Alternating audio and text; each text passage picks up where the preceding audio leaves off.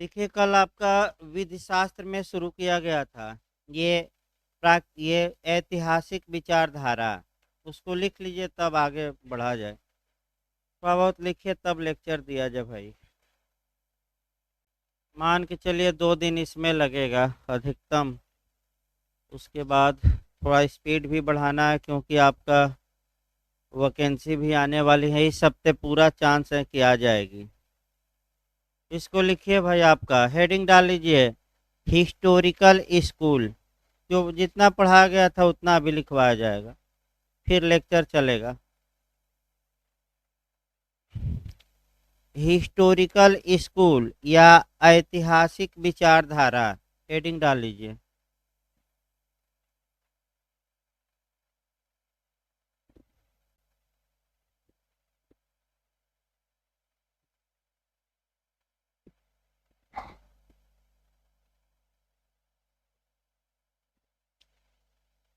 लिखिए प्राकृतिक विधि, इसमें लिखिए एरो बना बना, प्राकृतिक विधि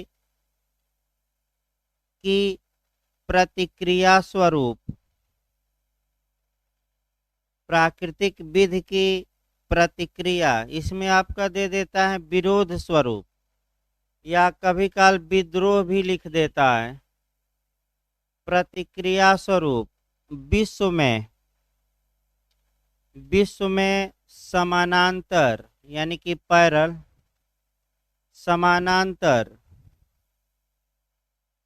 दो विचारधाराएं उत्पन्न हुई। विश्व में समानांतर दो विचारधाराएं उत्पन्न हुई। फर्स्ट लिखिए, फर्स्ट में लिखिएगा जर्मनी में ऐतिहासिक विचारधारा उत्पन्न हुई। जर्मनी में ऐतिहासिक विचारधारा उत्पन्न हुई,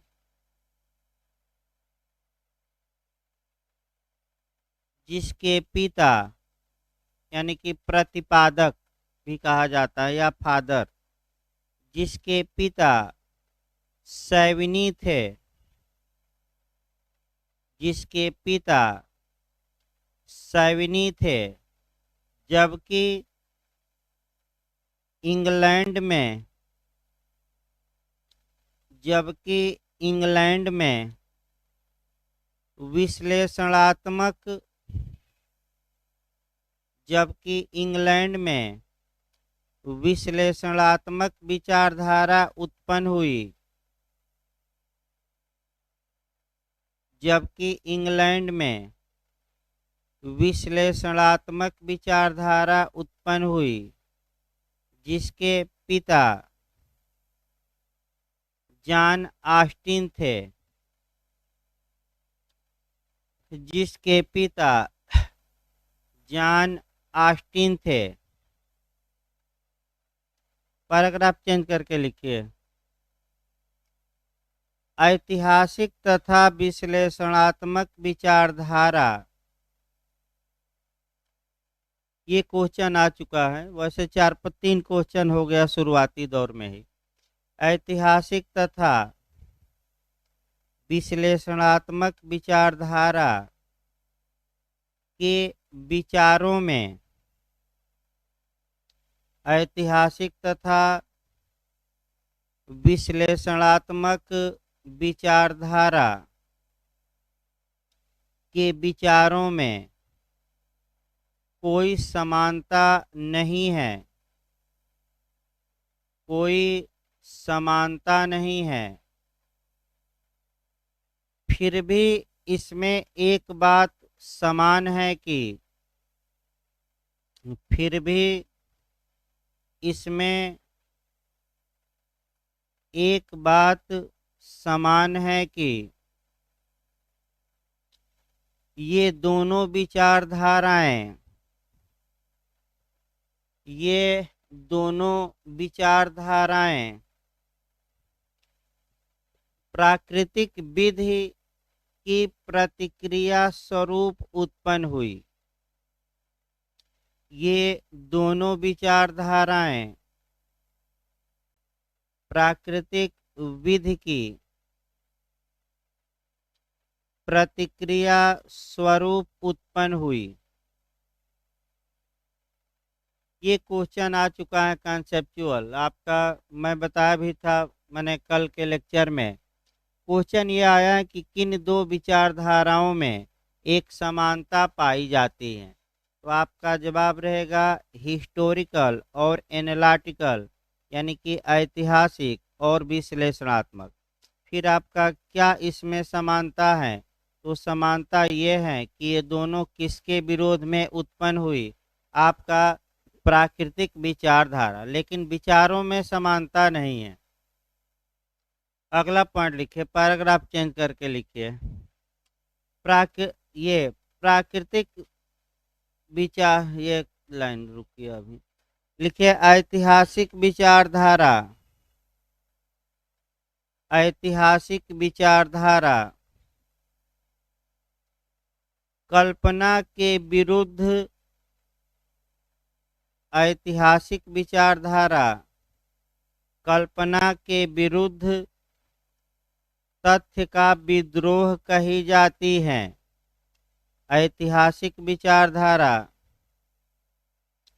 कल्पना के विरुद्ध तथ्य का विद्रोह कही जाती है।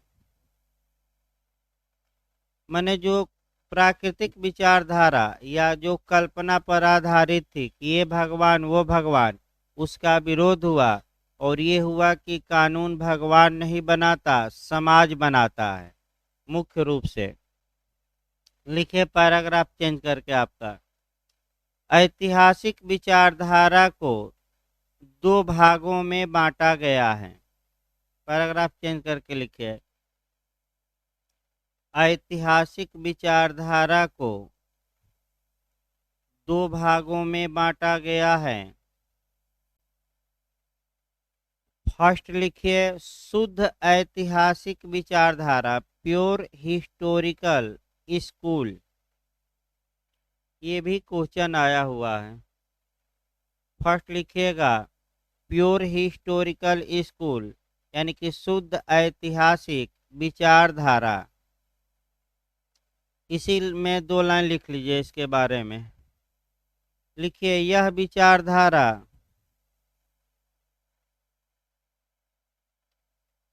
विचारधारा जर्मनी में उत्पन्न हुई। यह विचारधारा जर्मनी में उत्पन्न हुई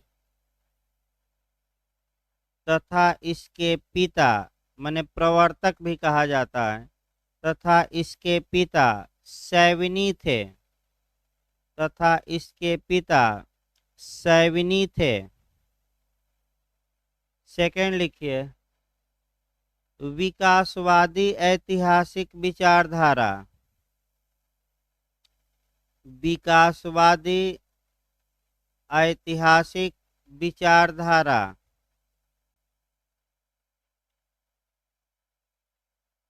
ये भी क्वेश्चन आ चुका है, थोड़ा अंडरलाइन कर लीजिएगा। देखिए इस विचारधारा का जन्म इंग्लैंड में हुआ।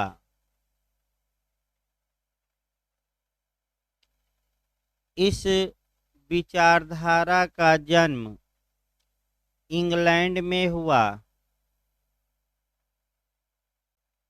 तथा इसके पिता, यानी कि प्रवर्तक या अग्रणी भी कहा जाता है, प्रतिपादक भी कहा जाता है, तथा इसके पिता सर हेनरी मेन थे, तथा इसके पिता सर हेनरी मेन थे। ये भी क्वेश्चन आ चुका है, दोनों अंडरलाइन किए रहिएगा, चांस है रिपीट करने का। पैराग्राफ चेंज करके लिखिए आगे। ऐतिहासिक विचारधारा प्रथा तथा रूढ़ि को मान्यता देती है। ऐतिहासिक विचारधारा प्रथा तथा रूढ़ि को मान्यता देती है। तथा इसे ही विधि मानती है। यानी कि इंग्लिश में लिखना तो कस्टम एंड यूजेज। ऐतिहासिक विचारधारा प्रथा तथा रूढ़ि को विधि मानती है, नहीं प्रश्रय देती है, तथा इसे ही विधि मानती है। पैराग्राफ चेंज करके लिखिए, हेडिंग डाल लीजिए ऐतिहासिक विचारधारा की विशेषताएं। हेडिंग डालिए, विशेषताओं से भी क्वेश्चन बना है, पिछली बार भी बना था क्वेश्चन। हेडिंग डाल लीजिए ऐतिहासिक विचारधारा की विशेषताएं। यहाँ तक हम बताए थे विशेषता तक, फिर एक बार दोहराते भी रह रहे हैं। पहला लिखिए, विधि की उत्पत्ति शक्ति से नहीं बल्कि जनता की इच्छा से होती है।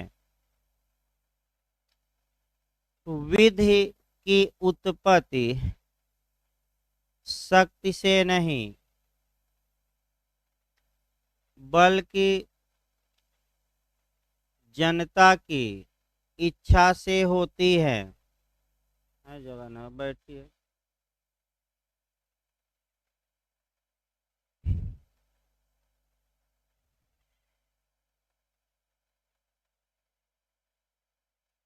विधि की उत्पत्ति शक्ति से नहीं बल्कि जनता की इच्छा से होती है। पहला ये पॉइंट था। दूसरा लिखिए,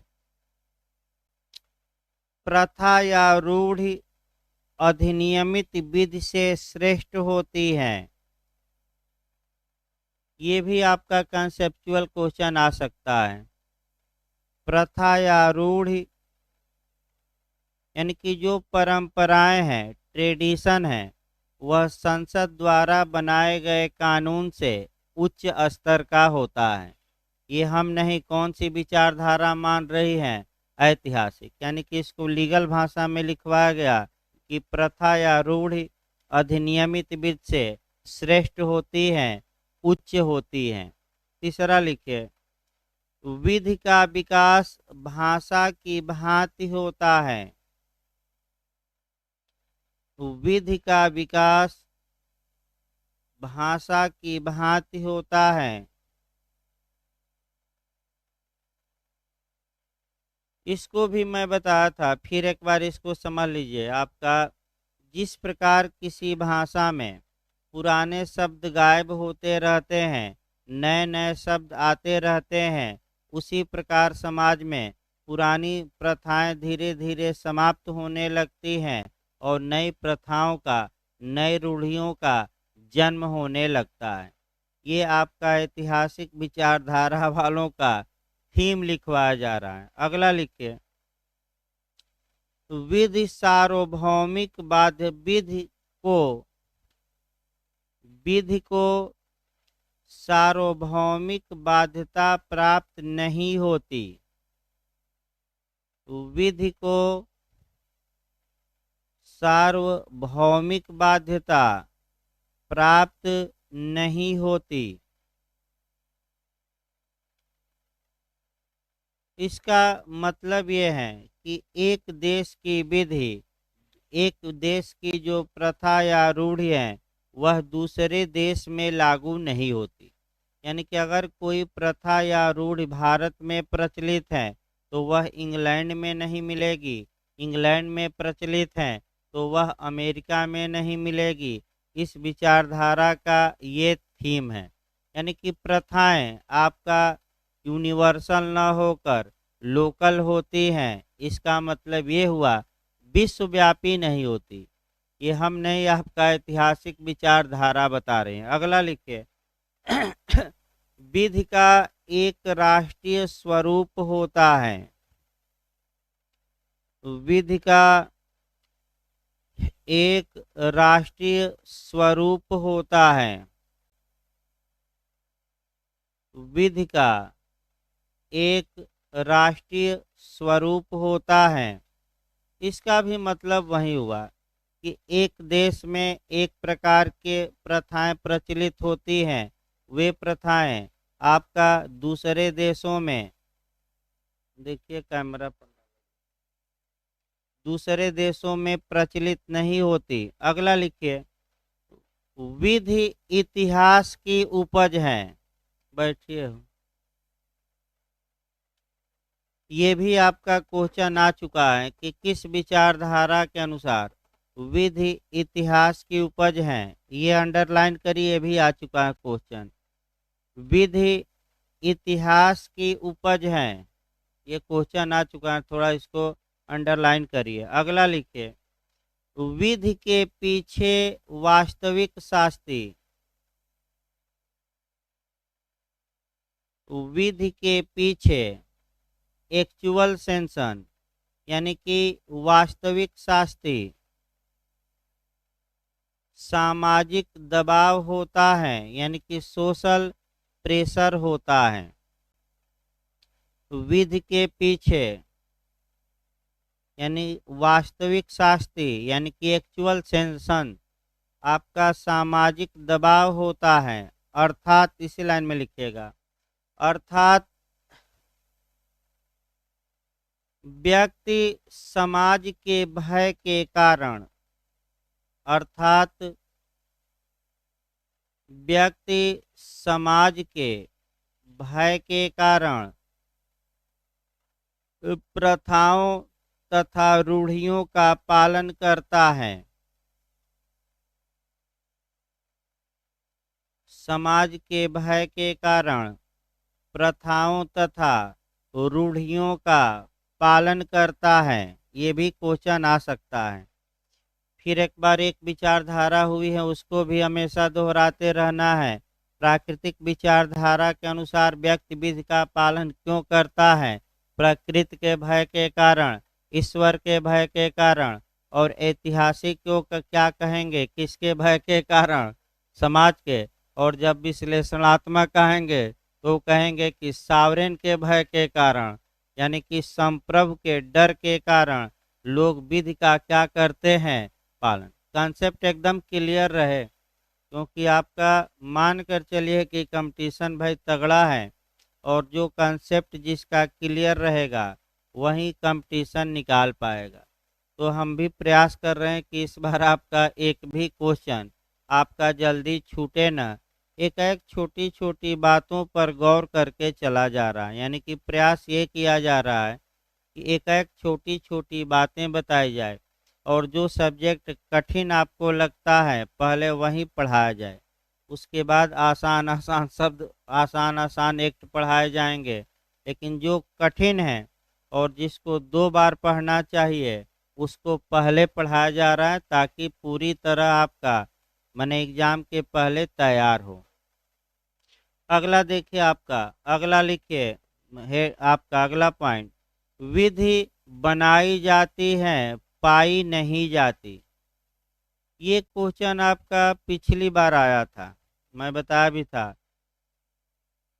हाँ, विधि पाई जाती है, बनाई नहीं जाती। विधि पाई जाती है, बनाई नहीं जाती।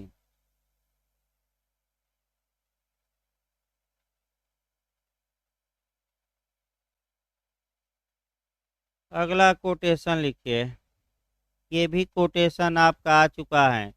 इसमें ये पूछा गया, जो अगला मैं लिखवाऊंगा, कि ये कोटेशन किसने कहा। तो आपका ये सेवनी का है। सेवनी जब हम पढ़ाएंगे इसके बाद तो उसमें आपका बताएंगे, लेकिन जो सामान्य बातें हैं, विशेषताएं ऐतिहासिक विचारधारा की, इसमें भी ये कोटेशन आपका लिखा जाता है। लिखिए, विधि राष्ट्र के साथ विकसित होती है। विधि राष्ट्र के साथ विकसित होती है,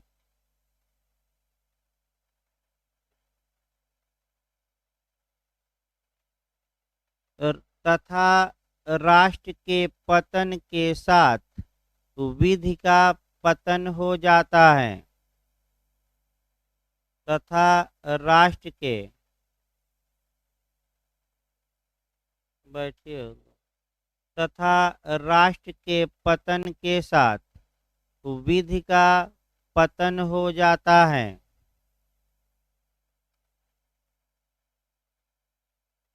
इस प्रकार जो मुख्य मुख्य विशेषताएं थी, आपका विशेषताओं से भी क्वेश्चन इस समय आ रहा है, इसको आपका अच्छे से तैयार करके जाना है।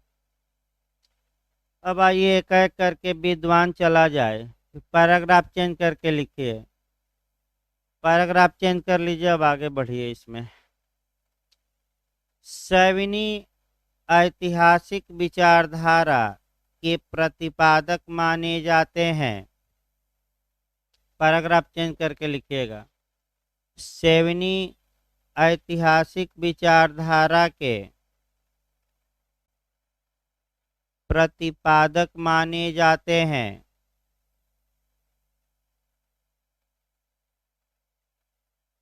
लेकिन सैविनी के पूर्व भी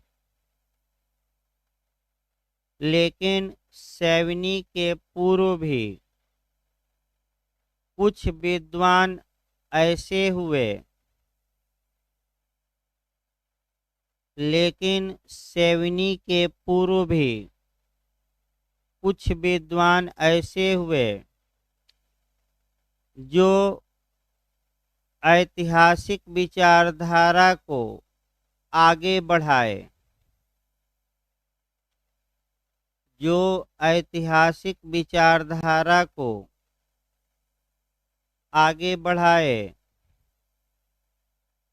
ये विद्वान निम्नलिखित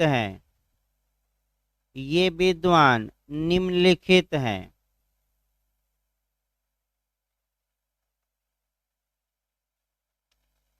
पहला लिखिए आपका मॉन्टेस्क्यू, लिख लीजिए, थोड़ा तब समझाते हैं। अब लिखवाया जा रहा है तो आप लिखिए थोड़ा बहुत, और यहाँ से समझाना भी शुरू करना, लेकिन पहले लिख लीजिए। मॉन्टेस्क्यू लिखिए। आपका बिहार जे में भी इनका मैंने पूछा गया था पिछली बार भी, एक क्वेश्चन बिहार जे में भी आपका मॉन्टेस्क्यू पर आता है। लिखिए इनका। ये फ्रांस के रहने वाले थे। ये फ्रांस के रहने वाले थे तथा इन्होंने, जगह है, बैठिए इधर, एक लोग बैठे हैं, दो लोग बैठिए यहाँ। ये फ्रांस के रहने वाले थे तथा इन्होंने सेपरेशन ऑफ पावर का सिद्धांत दिया, यानी कि हिंदी में शक्ति पृथक्करण का सिद्धांत। इन्होंने शक्ति पृथक्करण का सिद्धांत दिया।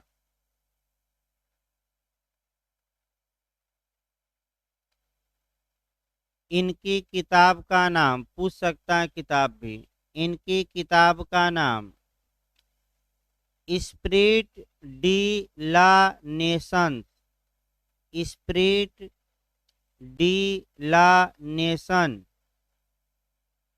स्पिरिट डी ला नेशन। हिंदी में लिखिएगा राष्ट्रीय लोक चेतना, इसको हिंदी में भी लिख लीजिएगा, राष्ट्रीय लोक चेतना है। स्पिरिट डी ला नेशन, पूछ सकता है ये किताब का भी, ये किसने लिखा? मॉन्टेस्क्यू ने।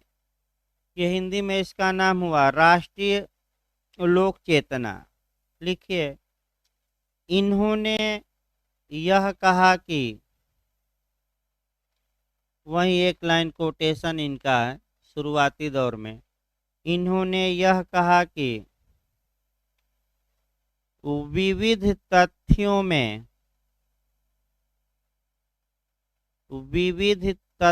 में राष्ट्रीय लोक चेतना, विविध तथ्यों में राष्ट्रीय लोक चेतना ऐसा तथ्य है, विविध तथ्यों में राष्ट्रीय लोक चेतना ऐसा तथ्य है जिस पर विधि का स्वरूप निर्भर करता है। जिस पर विधि का स्वरूप निर्भर करता है।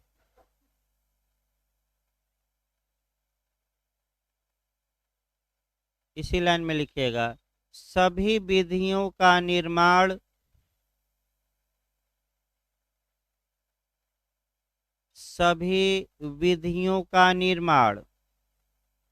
कार्य तथा कारण के प्रभाव से होता है।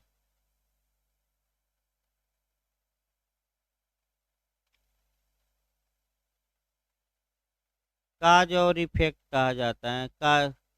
काज यानी कि रीजन, सभी विधियों का निर्माण कार्य एवं कारण के प्रभाव से होता है। अगला विद्वान लिखिए मॉन्टेस्क्यू के बाद एडमंड बर्क। दो दो तीन तीन लाइन इनका पढ़ना है। एडमंड बर्क, एडमंड बर्क लिखिए। हाँ, बर्क, बर्क हैं, ब क के ऊपर र। लिखिए ये इंग्लैंड के निवासी थे।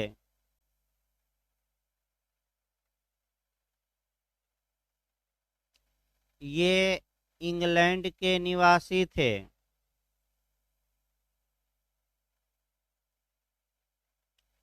इनकी किताब का नाम,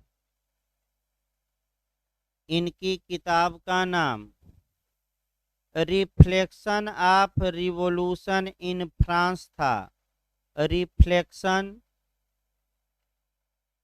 reflection of revolution in France, reflection of revolution in France था।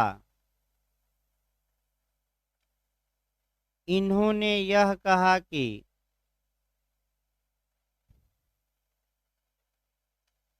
इनका भी कोटेशन अंडरलाइन कर लीजिएगा। इन्होंने यह कहा कि विधि एक क्रमिक एवं जैविक, जैविक माने ऑर्गेनिक, विधि एक क्रमिक सिस्टमेटिक कहा जाता है। विधि एक क्रमिक एवं जैविक प्रक्रिया की देन है। विधि एक क्रमिक एवं जैविक प्रक्रिया की देन है, इसलिए इसका अध्ययन, इसलिए इसका अध्ययन ऐतिहासिक पृष्ठभूमि में किया जाना चाहिए। इसलिए इसका अध्ययन ऐतिहासिक पृष्ठभूमि में किया जाना चाहिए।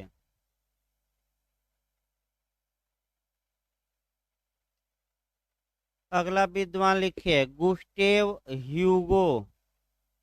गुस्टेव, गुस्टेव ह्यूगो।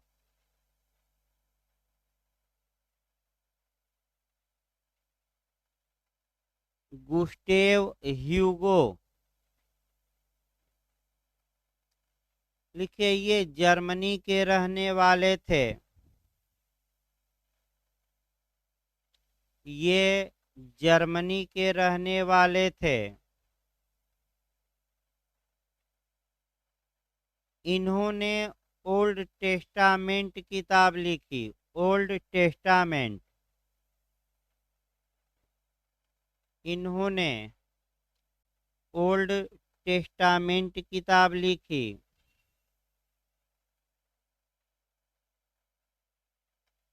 इनका मानना था कि, ये भी कोटेशन महत्वपूर्ण है, अंडरलाइन इसको भी करना है, क्योंकि जब सैवनी आगे बढ़ेंगे तो इसको थोड़ा व्यापक वे में करेंगे। इनका मानना था कि विधि समुदाय विशेष की भाषा,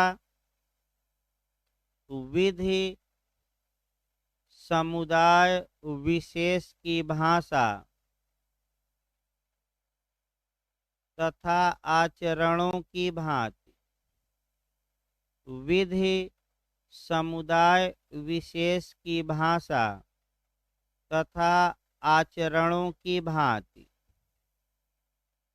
अपना स्वरूप स्वयं ग्रहण करती है। विधि समुदाय विशेष की भाषा तथा आचरणों यानी कि कंडक्ट की भांति अपना स्वरूप स्वयं ग्रहण करती हैं और स्वयं को परिस्थितियों के अनुकूल बनाकर और स्वयं को परिस्थितियों के अनुकूल बनाकर विकसित होती रहती हैं और स्वयं को परिस्थितियों के अनुकूल बनाकर विकसित होती रहती हैं।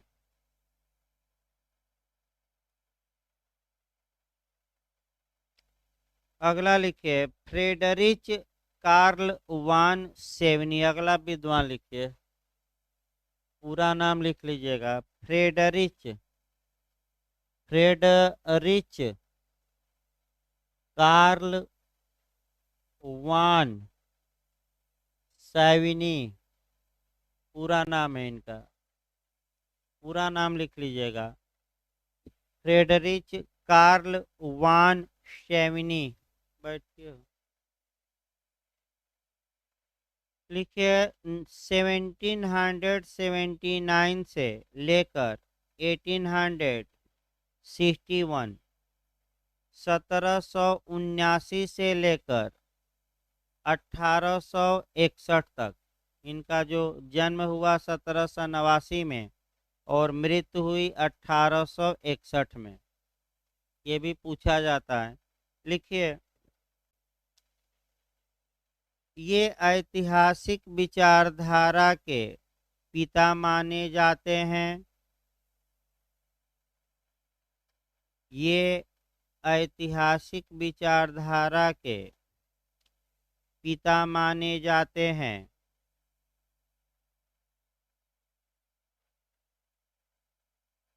ये जर्मनी के रहने वाले थे। ये जर्मनी के रहने वाले थे।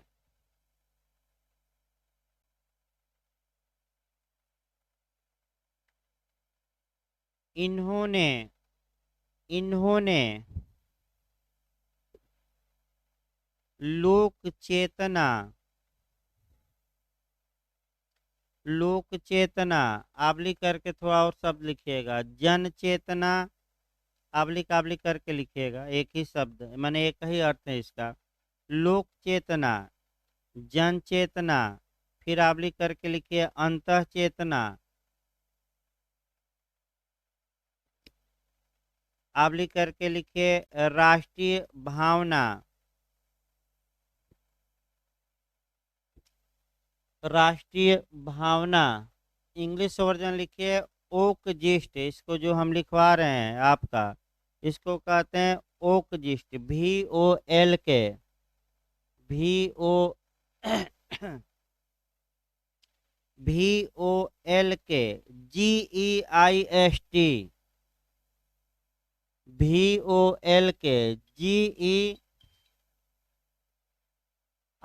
GEIST।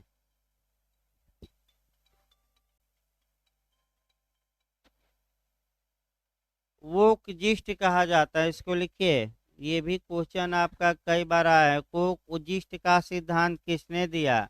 तो आपका क्या जवाब रहेगा? सेवनी।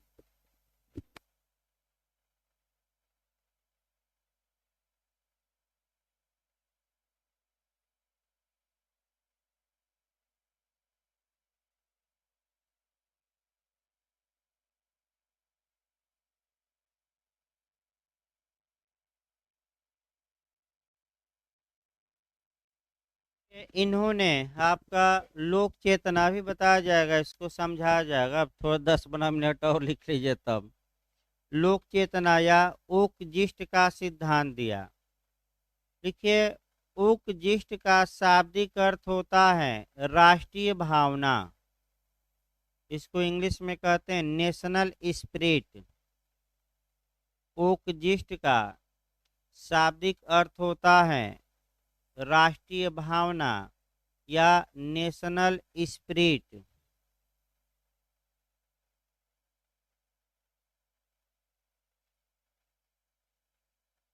लिखिए, इनके सिद्धांत को, ये भी क्वेश्चन आ चुका, अंडरलाइन करिएगा जे में।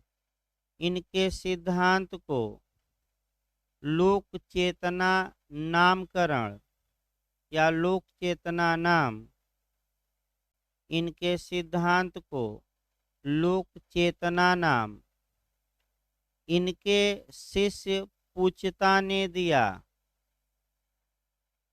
इनके शिष्य पूछता ने दिया। इनके शिष्य पूछता ने दिया। पैराग्राफ चेंज करके लिखिए, ये एडमंड बर्क। पैराग्राफ चेंज करके लिखिए, ऐसा भी क्वेश्चन आ रहा है। ये एडमंड बर्क, कामा दीजिए, मॉन्टेस्क्यू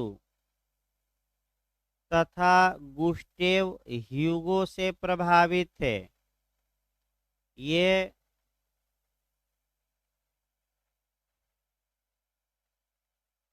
बैठिए, आगे दो लोग हो जाए, इधर हो आगे, थोड़ा और बेंच आगे कर लीजिए।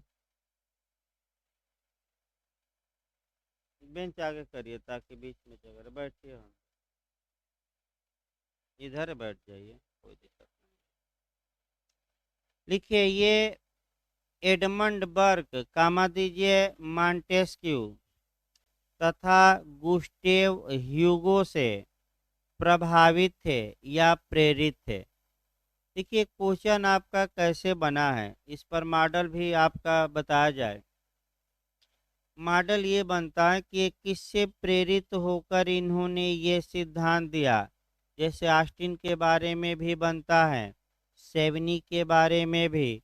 तो क्वेश्चन आपका ऑस्टिन पर ये बनता है कि ऑस्टिन समादेश का सिद्धांत ऑस्टिन ने क्यों दिया। तो उसमें 4 ऑप्शन आता है। फिर ऑस्टिन ने विधि की परिभाषा कहाँ से प्रेरित होकर दी, फिर समादेश कहाँ से प्रेरित होकर दिया, और आपका संप्रभुता कहाँ से प्रेरित थी। तो उसी प्रकार यहाँ भी क्वेश्चन आ सकता है कि सेवनी किससे प्रेरित होकर अपना सिद्धांत दिए। तो 3 विद्वान हैं और उपर्युक्त सभी मारिएगा। कौन कौन विद्वान हैं आपका, मने एडमंड बर्क भी हैं, मॉन्टेस्क्यू भी, और ह्यूगो, आपका गुस्टेव ह्यूगो, तीनों मारना है। अगला लिखिए, पैराग्राफ चेंज करके लिखिए, सेवनी संहिताकरण के विरोधी थे। सेवनी संहिताकरण के विरोधी थे।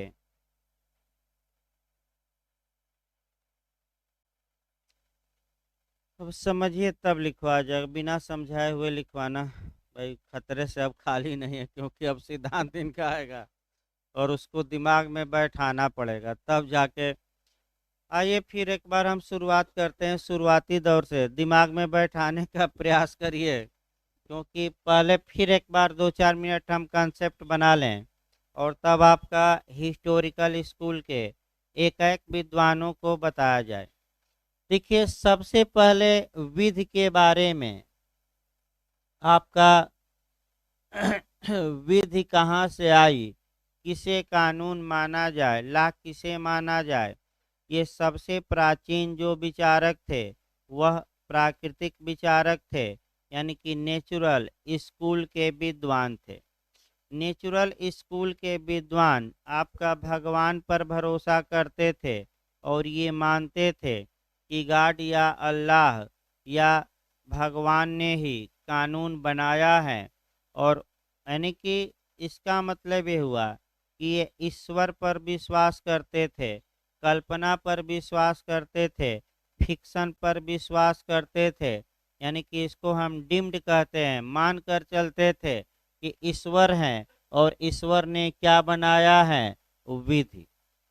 माने ईश्वरीय प्रेरणा से विधि, बात न करिए भाई, कहाँ से आवाज आ रही है, बात न करिए बीच में। ईश्वर ने कानून बनाया है और ये विचारधारा कल्पना पर आधारित थी। तो आपका इस कल्पना का विश्व में विरोध होता है और कल्पना के प्रतिक्रिया स्वरूप पैरल दो विचारक या दो प्रकार के जो जुरिस्ट हैं पैदा होते हैं। एक जर्मनी में पैदा होते हैं जो सेवनी महोदय हैं, जो ये मानते हैं कि विधि भगवान द्वारा नहीं बल्कि समाज द्वारा स्वयं बनाई जाती है। क्योंकि ये समाज को लेकर चल रहे हैं, अतः इस विचारधारा को, इस स्कूल को हिस्टोरिकल स्कूल कहा गया। और ये विचारधारा का थीम ये है कि विधि पाई जाती है, बनाई नहीं जाती। ये तो समाज के आचरण के अनुसार बन जाती हैं विधि, अर्थात जो कस्टम है, यूजेज है, ट्रेडिशन है, यानी कि जो परंपराएं हैं, उसी को ये विचारधारा विधि मानती है। तो एक आपका कल्पना के विरुद्ध विद्रोह हुआ तो जर्मनी में, दूसरा एक जो विद्रोह हुआ वह इंग्लैंड में हुआ। और इंग्लैंड में इस विद्रोह के प्रवर्तक जॉन ऑस्टिन थे। उन्होंने कहा कि law is the command of sovereign, यानी कि न तो समाज कानून बनाता है, न ही माने आपका भगवान, बल्कि सॉवरेन बनाता है। तो संप्रभु क्या होता है ये आगे बताया जाएगा, इसके बाद आपका वही विचारधारा चलेगी। अब ऐतिहासिक विचारधारा का थीम मैं कल बताया था। सेवनी इसके फादर माने जाते हैं, लेकिन सेवनी से पहले भी कुछ विद्वान थोड़ी थोड़ी बातें कहे हैं। उन्हीं विद्वानों को पहले देखा जाए। पहला विद्वान हम बताए, हाँ, इस विचारधारा को दो वर्गों में बांटा गया है, एक शुद्ध ऐतिहासिक, एक विकासवादी। इसको थोड़ा कंसेप्ट क्लियर रखिएगा। अगर आपका प्योर हिस्टोरिकल कहे, यानी कि पूरी तरह संहिता का या एक्ट का ये विरोध करेगी, यानी कि ये पूरी तरह मानेगी कि समाज ही कानून बनाता है, संप्रभु या संसद द्वारा कानून का निर्माण नहीं किया जाता।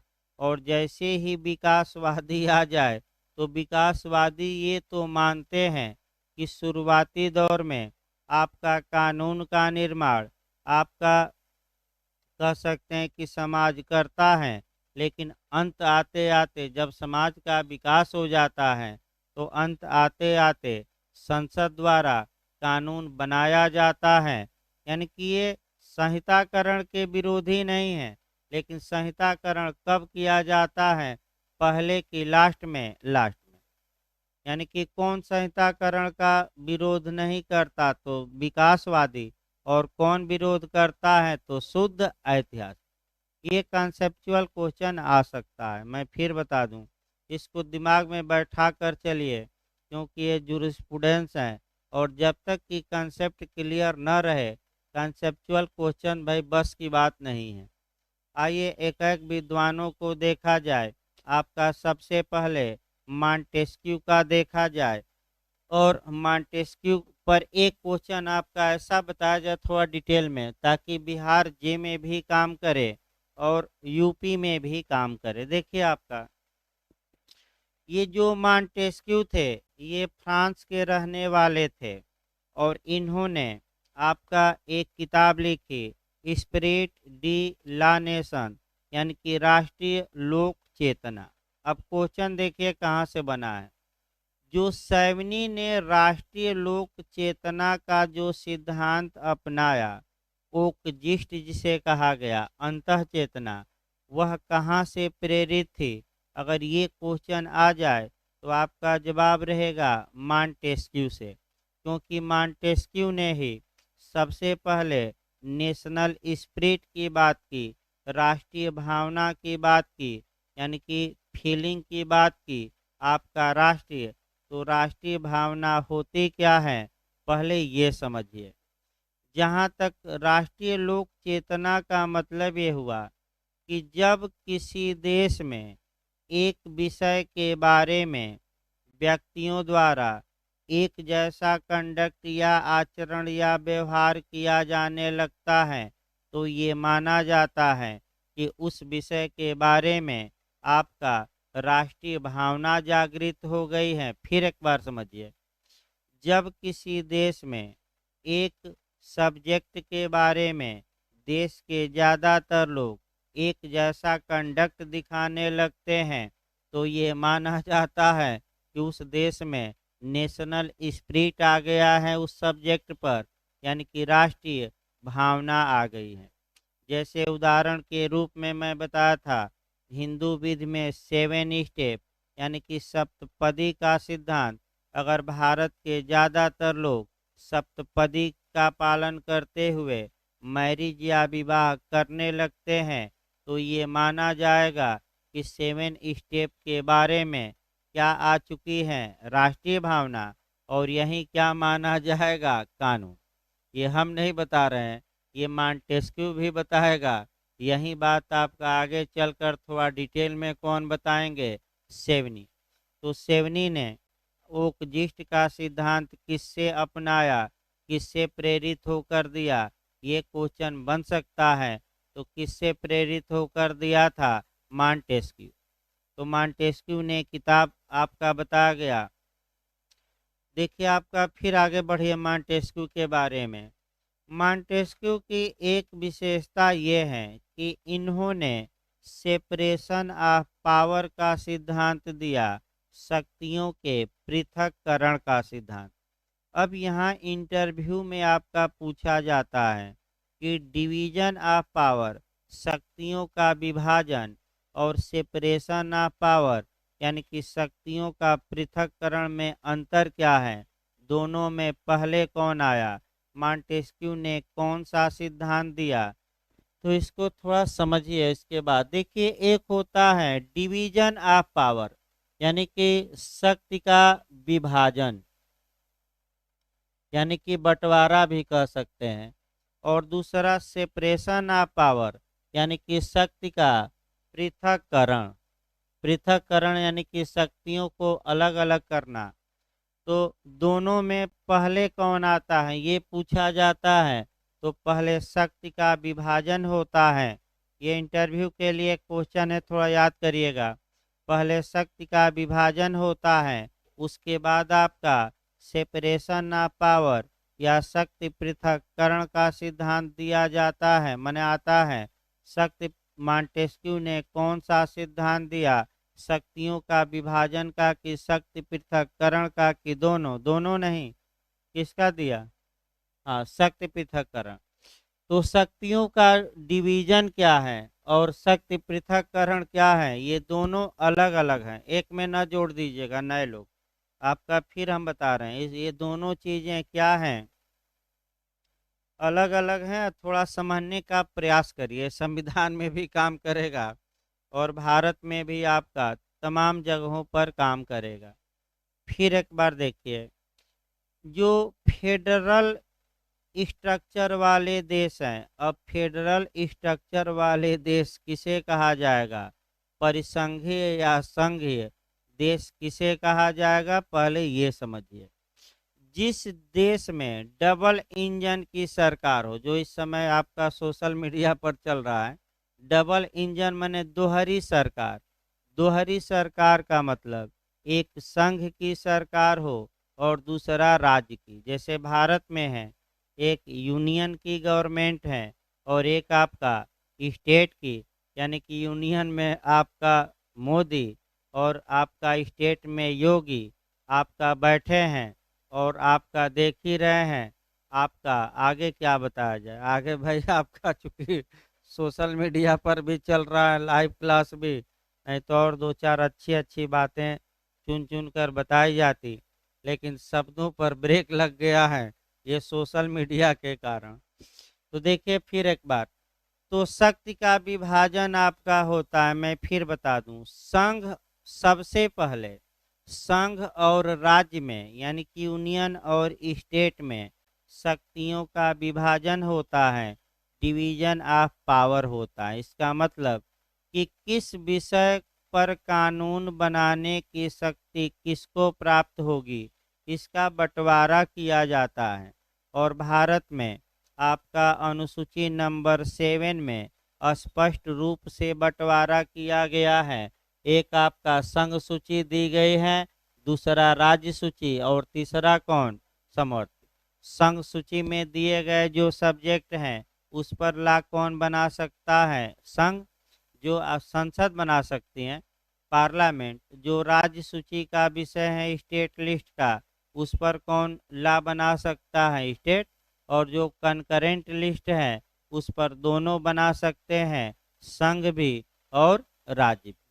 तो क्या भारत में डिवीजन ऑफ पावर किया गया है कि नहीं, किया गया है। और आपका कहाँ किया गया है, पूछ ले किस अनुसूची में स्पष्ट बंटवारा है, 7वीं में।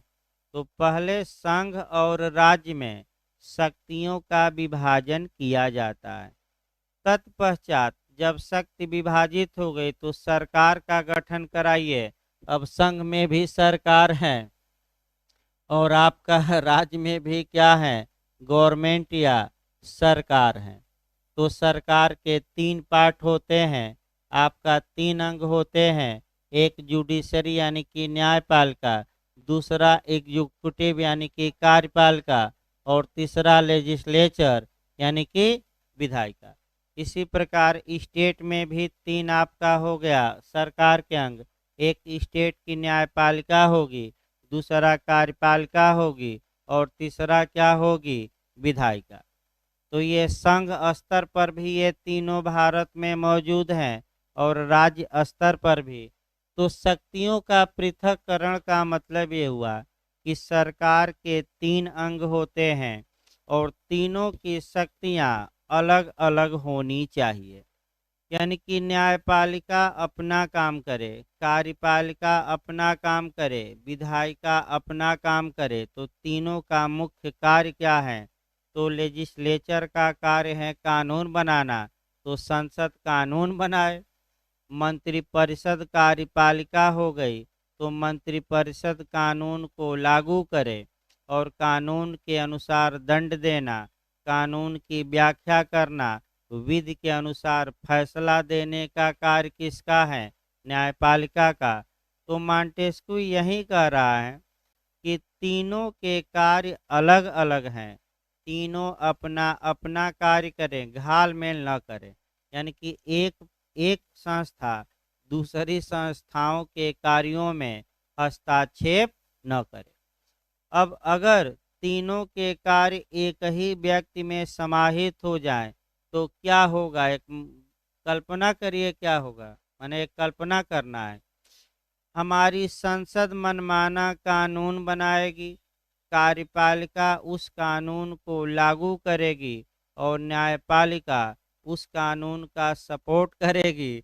कोई न्यायपालिका के पास पावर ही नहीं रहेगा कि वह विरोध कर दे। अतः लोगों के अधिकारों की रक्षा के लिए यह अति आवश्यक है कि न्यायपालिका कार्यपालिका और विधायिका से पूरी तरह क्या रहे, स्वतंत्र रहे। ये आज से नहीं, ये किसने सिद्धांत दिया, आपका मांटेस्क्यू ने। यही आपका सेपरेशन ऑफ पावर होता है, शक्ति का पृथक्करण। न्यायपालिका अपनी शक्ति का प्रयोग करे, कार्यपालिका अपनी और विधायिका अपनी। तीनों की शक्ति एक में न समाहित हो, एक व्यक्ति प्रयोग भी न करे, विधायिका के लोग अलग, कार्यपालिका के अलग और न्यायपालिका के अलग। बताइए भारत में ऐसा है कि नहीं। न्यायपालिका सुप्रीम कोर्ट है ही संघ की, कार्यपालिका मंत्रिपरिषद और विधायिका आपका हमारी पार्लियामेंट। आगे बताया जाएगा प्रेसिडेंट। आगे देखिए मांटेस्क्यू ने क्या कहा, आपका ये देखिए, विविध तथ्यों में राष्ट्रीय लोक चेतना ऐसा तथ्य है जिस पर विधि का स्वरूप निर्भर करता है। यानी कि जो ये राष्ट्रीय भावना है या राष्ट्रीय चेतना है, इसी पर आपका विधि का स्वरूप निर्भर करता है, तो राष्ट्रीय चेतना आती कैसे है, राष्ट्रीय चेतना होती क्या है। तो मैं फिर एक बार बता रहा हूँ कि जब एक सब्जेक्ट के बारे में समाज के ज़्यादातर लोग एक जैसा व्यवहार या कंडक्ट या आचरण करने लगते हैं, तो ये माना जाता है कि उस विषय में आपका क्या आ चुकी है, नेशनल स्पिरिट या राष्ट्रीय भावना। ये भावना वर्तमान समय में इसको जोड़कर चलना हमें, वर्तमान समय में ये जो भावना है आपका, इससे तमाम देश, तमाम आपके व्यक्ति सत्ता भी हथिया लिए, तमाम लोगों की सत्ता भी चली गई। यानी कि वर्तमान समय में ये देखा जा रहा है कि नेशनल स्पिरिट को जगाकर और जनता का वोट लोग हथिया रहे हैं, इसमें कोई शक नहीं। अब इसको उदाहरण से देखिए, दो उदाहरण आपका वर्तमान में हम देंगे। एक ट्रंप का देंगे जो कब क्या बोल देगा कोई भरोसा नहीं था, और एक उदाहरण है हमारे पीएम जी का, यानी कि मोदी जी का। दो उदाहरण नेशनल स्पिरिट पर समझिए। आपका प्रथा तो हम बता ही चुके हैं। देखिए, ट्रंप ने ये कहा कि सब अमेरिका सबसे पहले होगा, विदेशियों को हम अमेरिका में आने नहीं देंगे, अमेरिका अमेरिका के लोगों के लिए बना है। और इस प्रकार अमेरिका के लोगों की राष्ट्रीय भावना को उसने क्या किया, भड़काया और जीता भी, इसमें कोई शक नहीं है, और सत्ता भी पाया। उसी प्रकार मोदी ने भी, आप 2014 का भाषण देखिए, जब पहली बार आए तो खूब पाकिस्तान को पानी पी पी के गाली देते थे, खूब गाली देते थे। मैं रहता तो ये कर देता, वो कर देता, 2 सिर के बदले 10 लाता, तमाम। जाकर देखिए उनका पुराना वीडियो। यानी कि लोगों के मन में एक नेशनल स्पिरिट जगाई गई कि मैं ही तारणहार हूँ, मैं ही पाकिस्तान को सबक सिखा सकता हूँ, अतः आप लोग वोट क्या करिए, हमें दीजिए, हमारे अलावा कोई नहीं है जो यह कार्य कर सके, ये कांग्रेस नहीं कर सकती है। और जीत भी गए, इसमें कोई शक नहीं है।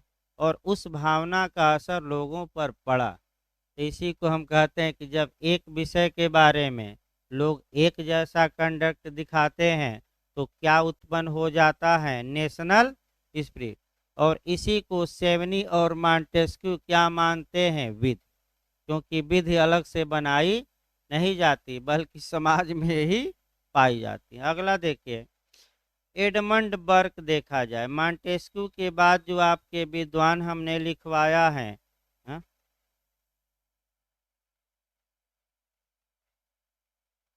तभी तो बताया गया भाई।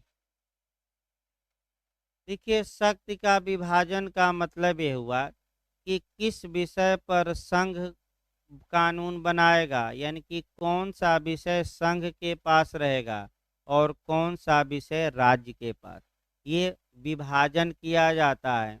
भारत में अनुसूची नंबर 7 में विभाजन किया गया है, स्पष्ट रूप से विषयों का क्या किया गया है, उल्लेख। सबसे पहले संघ और राज्य में शक्तियों का विभाजन ही होता है, तब सरकार गठित होती है, संघ की अलग, राज्य की अलग। तो सरकार के कितने अंग होते हैं, 3। तो तीनों का पावर अलग अलग व्यक्तियों में हो, अलग अलग व्यक्ति यूज करे उसका, एक पावर दूसरे में समाहित न हो, इसको आपका सेपरेशन ऑफ पावर, यानी कि शक्ति पृथक्करण का सिद्धांत कहते हैं। तो दोनों अलग अलग हैं। पहले में विषयों का बंटवारा होता है, और दूसरे में जो सरकार के अंग हैं, किसके पास कौन सा पावर रहेगा। तो तीनों का पावर हम बताए हैं। अगला देखिए आपका, अगला आपका देखा जाए, एडमंड बर्क हैं, ये 70 के पहले सब विद्वान हैं। इन्होंने, ये इंग्लैंड के थे, ये भी थोड़ा बहुत सहयोग दिए ऐतिहासिक विचारधारा को आगे बढ़ाने में। इनकी किताब का नाम reflection of revolution in France, यानी कि फ्रांस की क्रांति का प्रभाव क्या पड़ा, इस बारे में ये किताब लिखे। इनका मानना है कि विधि एक क्रमिक एवं जैविक प्रक्रिया की देन है, इसलिए इसका अध्ययन हिस्टोरिकल आपका वे में किया जाना चाहिए, ऐतिहासिक पृष्ठभूमि में किया जाना चाहिए। एक ही लाइन इनका कोटेशन है, समझिए इसको। इनका मानना है कि कानून अचानक नहीं बनता, कानून धीरे धीरे बनता है। आपका जिस प्रकार आपका भाषा का विकास, भाषा से भी जोड़ सकते हैं, जीवन से भी जोड़ सकते हैं कि जिस प्रकार कोई बच्चा पैदा होता है तो 1 सेकंड में ही बड़ा नहीं हो जाता, धीरे धीरे वह विकास करता है। उसी प्रकार समाज में जो प्रथाएं हैं एक दिन में नहीं आ जाती, कई सौ साल लग जाते हैं और धीरे धीरे समाज में वे प्रथाएं विकसित होती हैं। अतः विधि का जो स्टडी है वह ऐतिहासिक दृष्टिकोण से किया जाना चाहिए, यानी कि कब से विधि उत्पन्न हुई, कितने दिनों में इसका विकास हुआ और वर्तमान समय में यह विधि क्या है, ये इतिहास, इस इतिहास वाइज क्या करना चाहिए, ला को पढ़ना चाहिए। इसके बाद आते हैं गुस्टेव ह्यूगो। गुस्टेव ह्यूगो आपका, इन्होंने किताब ओल्ड टेस्टामेंट लिखी, ये जर्मनी के थे और इनका फिर वही मानना है कि विविध समुदाय की भाषा और आचरणों की भांति अपना स्वरूप स्वयं ग्रहण करती हैं और स्वयं को परिस्थितियों के अनुकूल बनाकर विकसित होती रहती हैं। तो ये मैं बता चुका हूँ, लेकिन फिर मैं ये बता रहा हूँ, जिस प्रकार भाषा का विकास होता है, यानी कि भाषा में पुराने शब्द आपका खत्म होते रहते हैं, नए नए वर्ड आते रहते हैं, सेम उसी प्रकार विधि का विकास धीरे धीरे होता है और विधि स्वयं किसी को कहने बनाने की आवश्यकता नहीं है, स्वयं परिस्थितियों को अपने अनुकूल बना लेती हैं।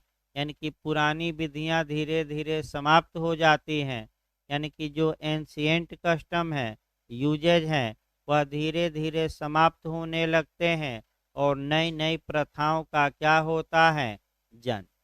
ये हम नहीं, कौन बता रहे हैं, गुस्टेव ह्यूगो। ये बात आगे चलकर सेवनी भी बताएंगे। अब आइए सेवनी का। देखिए सेवनी में आपका क्या क्या पूछा जाता है, एक एक छोटी छोटी बातों पर आपका गौर भी करना है। सेवनी का विधि का सिद्धांत क्या है, उपजिष्ट क्या है, सेवनी की आलोचना कौन करते हैं।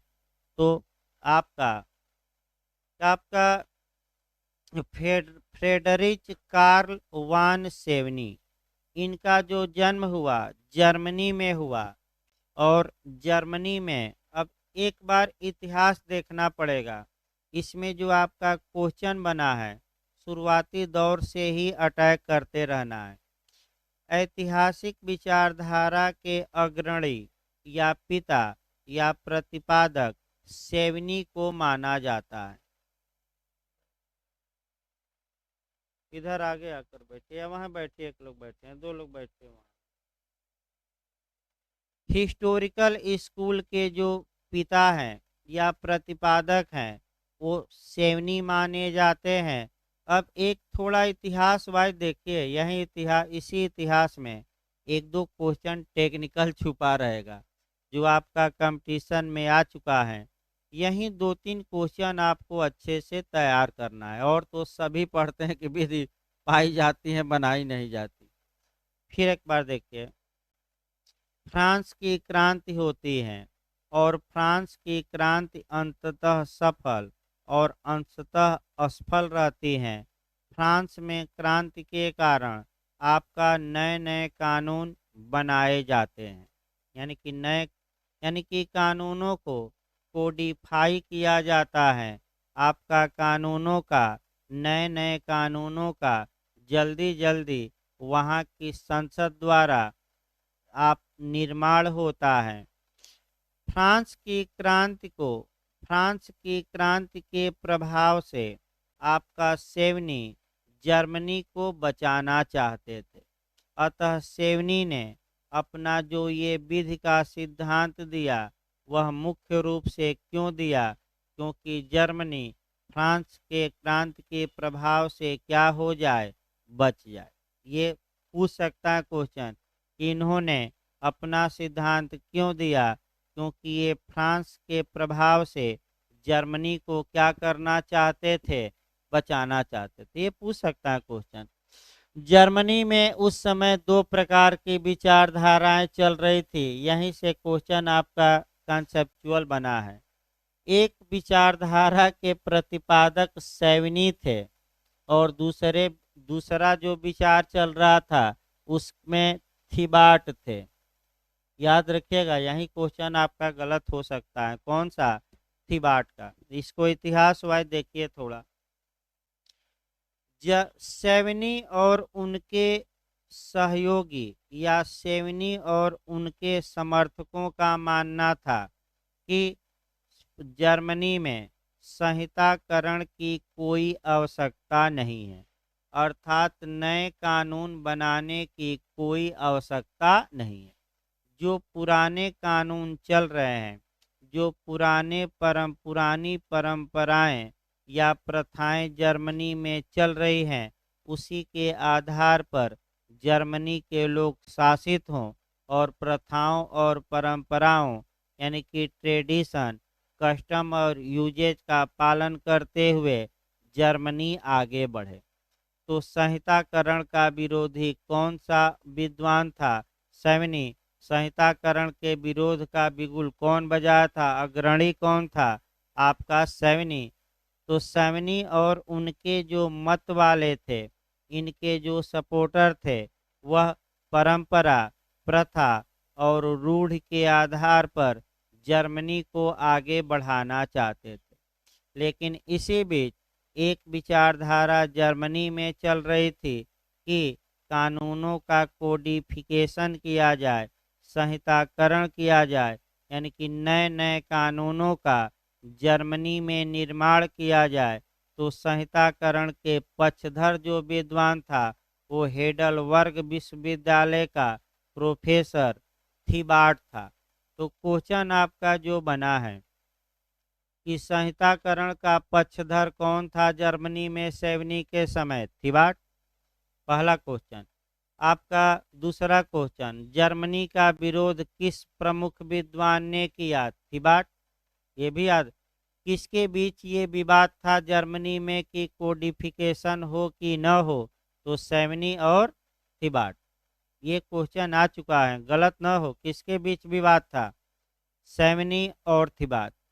थिबाट ये मानते थे कि नए नए कानूनों का निर्माण किया जाना चाहिए ताकि जर्मनी को आगे बढ़ाया जाए, जबकि सैवनी नए नए कानून बनाने का विरोध करते थे।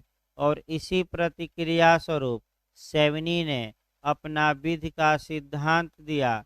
एक तो विधि क्या है ये बताया, फिर दूसरा इन्होंने सिद्धांत दिया ओकजिस्ट का, राष्ट्रीय भावना का, जन चेतना का या अंतः चेतना का। तो आपका चूंकि संहिताकरण का विरोध करना है और कस्टम यूजेज ट्रेडिशन को मान्यता देनी है, अतः सैवनी कुछ बातें कहेंगे और उन्हीं बातों को गौर करना है। तो जितनी विशेषताएं ऐतिहासिक विचारधारा में आपको हमने लिखवाया, वे सभी बातें कौन करेंगे? सैवनी। क्योंकि दो ही विद्वान आपका है, एक सैवनी पढ़ना है, एक सर हेनरी मेन पढ़ना है। तो सैवनी, फिर एक बार समझिए, सैवनी शुद्ध ऐतिहासिक विचारधारा के प्रतिपादक हैं, क्योंकि वो संहिताकरण के क्या हैं? विरोध। तो जरूर दो विद्वान याद रखिएगा, पूछा जा चुका है कि कौन संहिताकरण का सैवनी के समय पक्षधर था, कौन कौन आंदोलन कर रहा था, अगुवा कौन था? थिबाट। हेडलबर्ग विश्वविद्यालय का ये क्या था? प्रोफेसर। अब आइए सैवनी के विचार। हाँ, सैवनी ने अपना जो विचार दिया वह तीन विद्वानों से प्रेरित होकर दिया। एक एडमंड बर्ग, ऐसा भी क्वेश्चन आ सकता है, दूसरा गुस्टेव ह्यूगो और तीसरा मॉन्टेस्क्यू। अब इनके सिद्धांत का जो ओकजिस्ट हम बताएंगे, ओकजिस्ट मैं बता चुका हूँ, उसी को थोड़ा लीगल भाषा में बताना है, नेशनल स्पिरिट। तो ओकजिस्ट का सिद्धांत किसने दिया पूछा जाए तो आप सेवनी मारिए। नामकरण भी पूछा जा सकता है तो सेवनी का जो प्रबल समर्थक था यानी कि अंधभक्त था सामान्य भाषा में, वह पुचता था, और पुचता ने सेवनी के सिद्धांत को ओकजिस्ट या आपका लोक चेतना का नाम दिया। ये भी पूछ सकता है क्वेश्चन। अब सेवनी का विधि का सिद्धांत क्या था, ये तो भाई विवाद आपका बता दिया गया। अब इन्होंने विधि के बारे में क्या क्या बातें कही, वही बातें आपका पूछी जाती हैं, जाकर देखिए। आपका वैसे मैं ज़्यादातर बातें सामान्य बातों में बता चुका हूँ, लेकिन फिर एक बार बताना पड़ेगा, क्योंकि वह तो आपका क्वालिटी बताया गया, विशेषता बताई गई, गुण बताया गया ऐतिहासिक विचारधारा का। अब शुद्ध रूप से हमें किस पर आना है, सेवनी। तो सेवनी का विधि के बारे में विचार क्या था, एक एक विचार देखिए, और लास्ट में ओकजिस्ट यानी कि फिर किताब, और फिर सेवनी की आलोचना भी करनी है। तो एक एक देखिए आपका भाई। विधि केवल तर्क बुद्धि की उपज नहीं है, बल्कि यह इतिहास की उपज है। अब आइए एक एक को समझते भी रहिए। यानी कि केवल रीजन के आधार पर कानून उत्पन्न नहीं होता। कानून तो हिस्ट्री में देखा जाए इतिहास की उपज है। तो तर्क बुद्धि क्या होती है, इतिहास क्या होता है। क्योंकि सेवनी को आपका संहिताकरण का भी विरोध करना था, यानी कि कोडिफिकेशन का भी, और प्राकृतिक विधि का भी। प्राकृतिक विधि तर्क पर आधारित थी, कल्पना पर आधारित थी कि ये भगवान वो भगवान, कानून भगवान बनाता है। अतः इस तर्क का, इस कल्पना का विरोध किए सेवनी, और कहे कि कानून तर्क पर आधारित नहीं होता। आपका ये किसकी देन है, इतिहास की देन है। यानी कि कानून तो समाज बनाता है, और समाज जिस विषय के बारे में लंबे समय से आपका व्यवहार करता आ रहा है, वही क्या बन जाता है, कानून। तर्क और कल्पना के आधार पर कानून की उत्पत्ति, क्योंकि इनको किसका विरोध करना था, नेचुरल स्कूल का भी और इधर थिबाट का भी, दोनों को। अगला देखिए दूसरा, विधि भाषा के समान धीरे धीरे कायिक विकास की भांति विकसित होती है। ये भी मैं बता चुका हूँ, फिर मैं बता रहा हूँ। जिस प्रकार किसी भाषा में नए नए शब्द आते रहते हैं, पुराने शब्द गायब होते रहते हैं, उसी प्रकार आपका समाज में पुरानी जो प्रथाएं हैं, परंपराएं हैं, वह समाप्त होती रहती हैं, और नई नई परंपराओं का अपने आप क्या होता रहता है, जन्म। तो भाषा से अगर जोड़कर पूछ ले कोटेशन, तो किसका मारना है, सेवनी का। अगला देखिए तीसरा, विधि अंतः में शांत भाव से कार्यरत ताकतों का परिणाम होता है। अब आइए, विधि अंतः में, अंतः मतलब आपका गुड कंसेंस, गुड कंसेंस माने अंतःकरण में शांत आपका भाव से कार्यरत ताकतों का परिणाम होता है। इसका मतलब समझिए, इसका मतलब ये है कि विधि का पालन लोग अंतर्मन के कारण करते हैं। आपका अलग से चेतना लाने की आवश्यकता लोगों में नहीं है। तो अलग से कैसे चेतना लाई जाएगी, तो जब अलग से कानून बना दिया जाएगा और लोगों से कहा जाए कि आप इस कानून का पालन करिए, तब ये कहा जाएगा कि चेतना लाद दी गई है ऊपर से। लेकिन सेवनी कहते हैं कि विधि तो लोगों के रग रग में समाहित है, और ऊपर से कोई चेतना लाने की आवश्यकता नहीं है। ये व्यक्तियों के हृदय में निवास करती हैं। व्यक्ति अपने अंतःकरण के कारण, अपने गुड कंसेंस के कारण, अपने अंतर मन के भावना के कारण विधि का पालन करता है। अतः अलग से कानून बनाकर चेतना लाने की आवश्यकता नहीं है। अगला देखें इनका, विधि का एक राष्ट्रीय आधार होता है, यानी कि नेशनल बेस होता है। इसको जरूर समझिए। मैं सामान्य बातों में भी बताया था, फिर मैं बता रहा हूँ। विधि का एक नेशनल आपका बेस होता है, राष्ट्रीय आधार होता है। फिर इसको अच्छे से एक बार मैं बता रहा हूँ। सेवनी महोदय ये कहते हैं कि एक प्रथा या रूढ़ या परंपरा किसी एक देश में ही लागू हो सकती है, पूरे विश्व में नहीं। यानी कि जो ट्रेडिशन होता है, कस्टम होता है, यूजेज होता है, वह पर्सोनम होता है, यूनिवर्सल नहीं।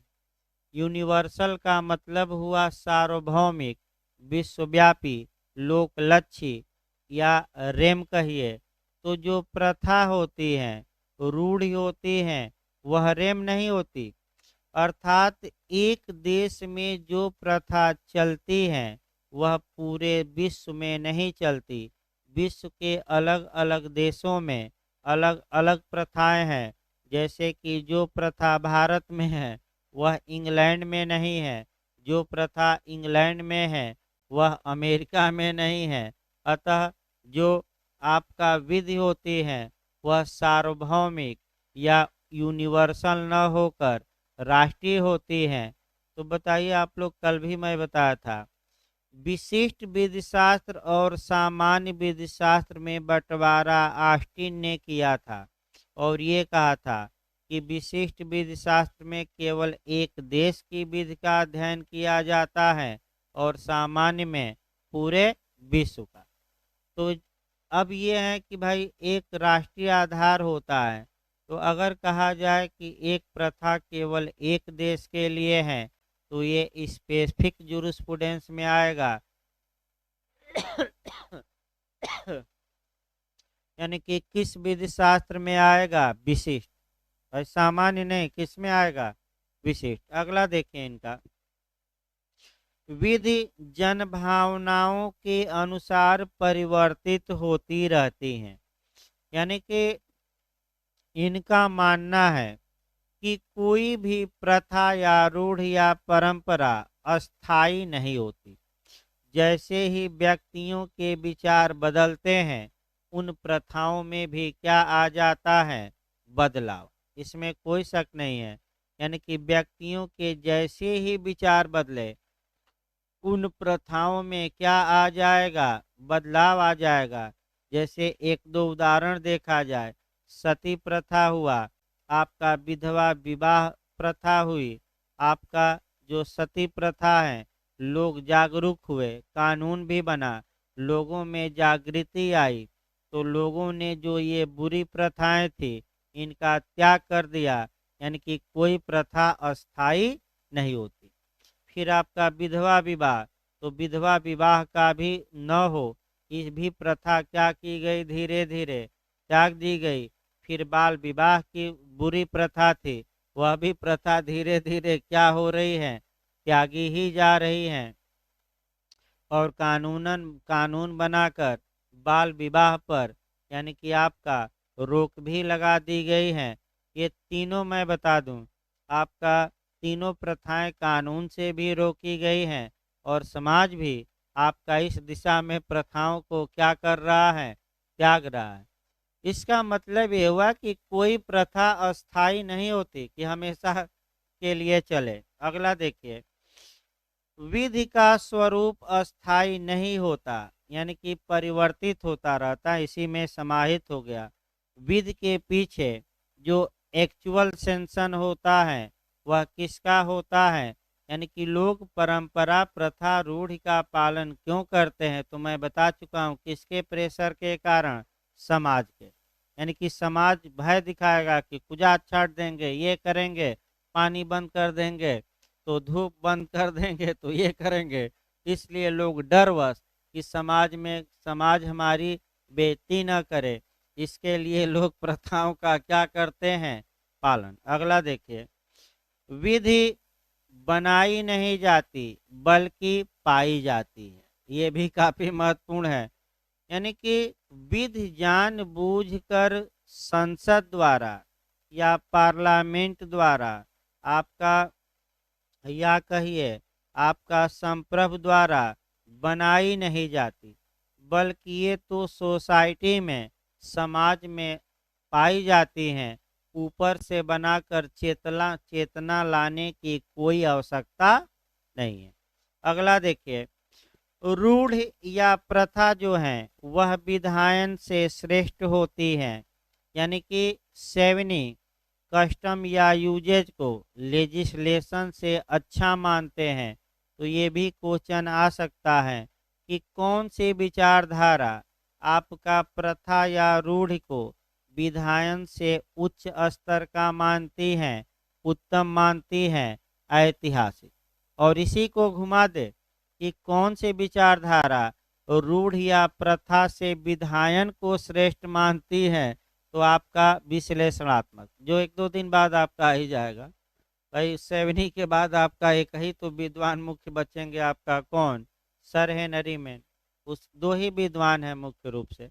अगला देखिए, इनका एक कोटेशन है जो आपका विधि के बारे में है।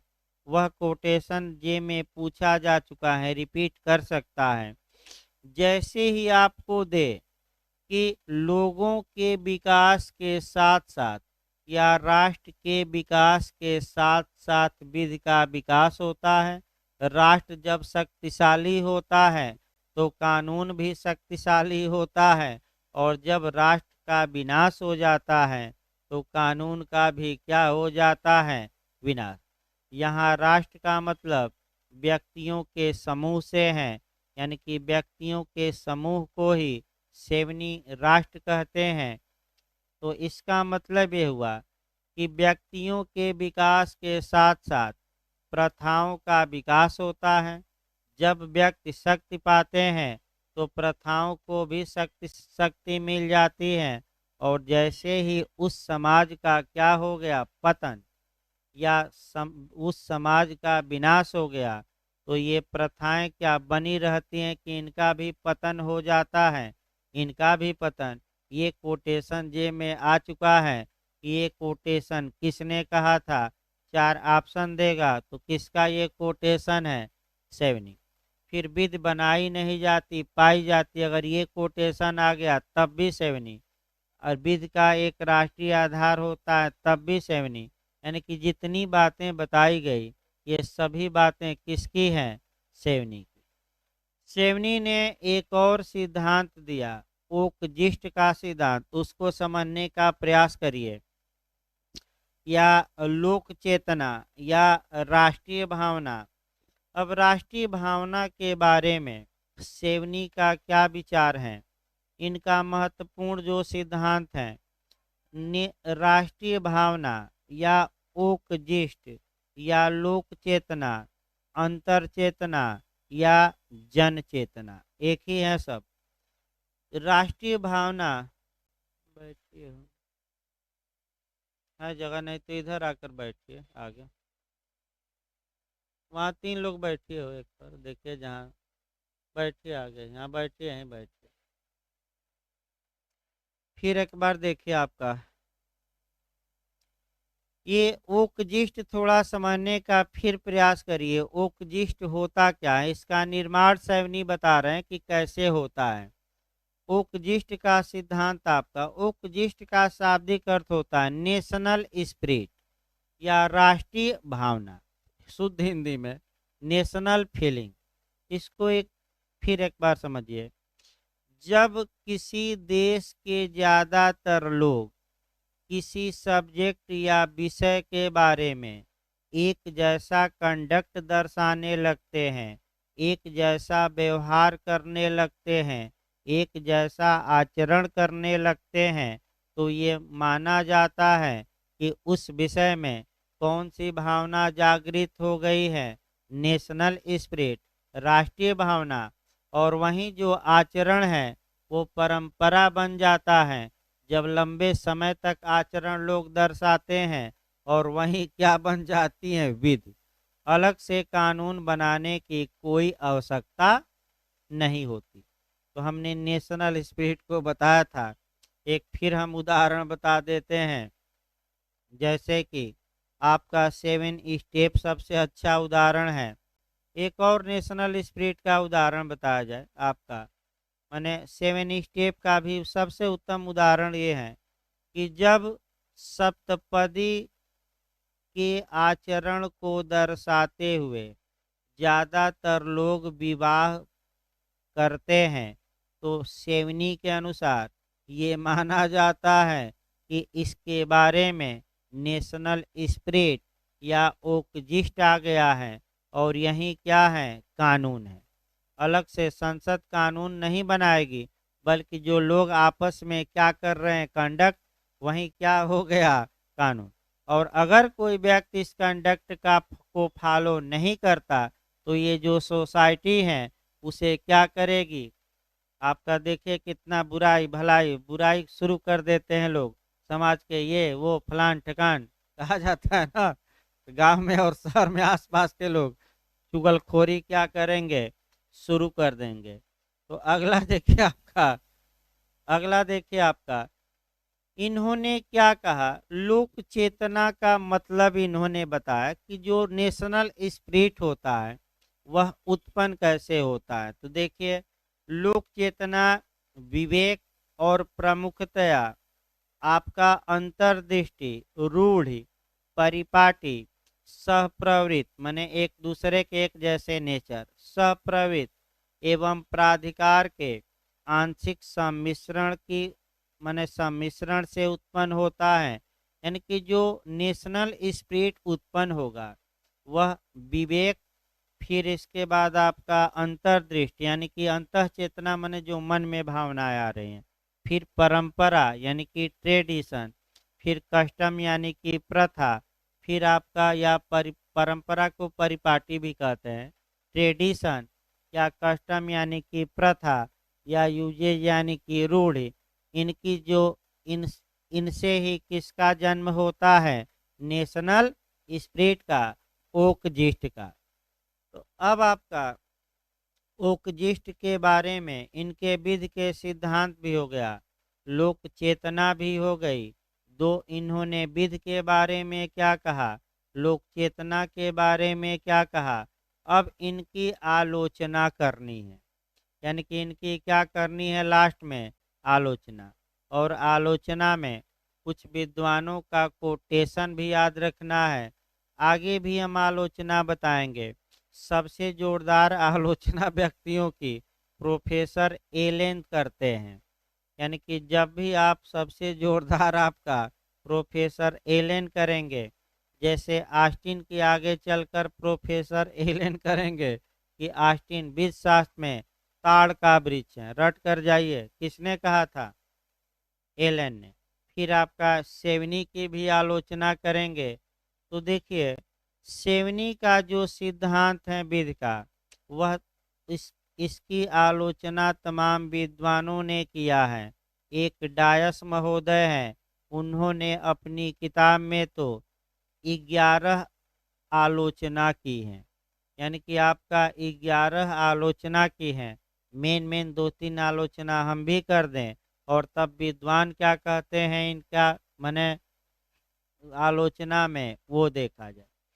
पहली आलोचना ये है कि तमाम ऐसी प्रथाएं हैं जो शासक वर्ग ने अपने हित के लिए बनाई, जो वर्तमान समय में उचित नहीं मानी जा सकती। दूसरी, तमाम ऐसी प्रथाएं हैं जो लोगों की स्वतंत्रता का हनन करती थी, महिलाओं की स्वतंत्रता का हनन करती थी। 3-4 उदाहरण देखा जाए, जैसे दास प्रथा हो गई, बंधुआ मजदूर हो गया, बेगारी प्रथा हो गई, देवदासी प्रथा हो गई, आपका बाल विवाह की प्रथा हो गई, विधवा विवाह न होने की प्रथा हो गई, आपका सती प्रथा हो गई, आपका इत्यादि जो प्रथाएं हैं, ये आपका अच्छी नहीं मानी गई। यानी कि तमाम प्रथाएं शोषण का आपका हथियार बनी और सेवनी का सिद्धांत आगे चलकर तमाम प्रथाओं को शोषण का हथियार भी बनाया। सबसे महत्वपूर्ण दास प्रथा थी इत्यादि। महिलाओं की जो स्थिति थी वह प्रथा के आधार पर ही रह गई, क्योंकि बच्चों और महिलाओं को कोई स्वतंत्र पर्सनालिटी प्राप्त नहीं था। वो पुरुष की प्रॉपर्टी या संपत्ति शुरुआती दौर में माने जाते थे। यानी कि स्त्रियों को और बच्चों को अलग स्टेटस प्राप्त नहीं था, बल्कि वह पुरुष पर क्या करते थे, निर्भर। लेकिन जब आगे हम पढ़ेंगे कल आपका सर हेनरी मेन का, तो उसमें हमें दिखाना पड़ेगा कि जो महिला और बच्चा इत्यादि थे जो पति पर निर्भर करते थे हैसियत पर, धीरे धीरे हैसियत क्या होती है, स्टेटस या स्तर भंग होगा और व्यक्ति किस ओर जाएगा, संविदा की ओर, स्वतंत्रता की ओर। तो बताया जाएगा। उसमें आईपीसी की एक धारा हम ऐड करेंगे 497, जो सबसे उत्तम उदाहरण है। यानी वर्तमान समय में अगर स्टेटस टू कॉन्ट्रैक्ट का उदाहरण हम देखें सर हेनरी मेन का, तो कौन सा आपका सेक्शन है आईपीसी का, 497, जोसेफ साइन। बताया जाएगा, कल तो आ ही जाएगा। पहले आलोचना दो तीन है, आज समाप्त कर दिया जाए इसको। देखिए अब और भी आलोचना की जा सकती है कि कानून भाई प्रकृति भी बनाती है, कानून तो संप्रभु भी बनाता है, कानून आपका न्यायाधीश भी बनाते हैं, और इन कानूनों का ये माने ये मानते ही नहीं, ये भी एक आलोचना हो गई। अब आइए इनकी आलोचना क्या कौन कौन करता है। तो आपका इनकी आलोचना स्टोन भी करेंगे, रास्को पाउंड भी, सर हेनरी मेन भी करेंगे, और प्रोफेसर एलन भी। तो कल आपका भाई देख रहा हूँ कि लोग बहुत ज़्यादा हो गया, थोड़ा उब भी रहे हैं, क्योंकि 1.5 घंटा हो गया लगभग।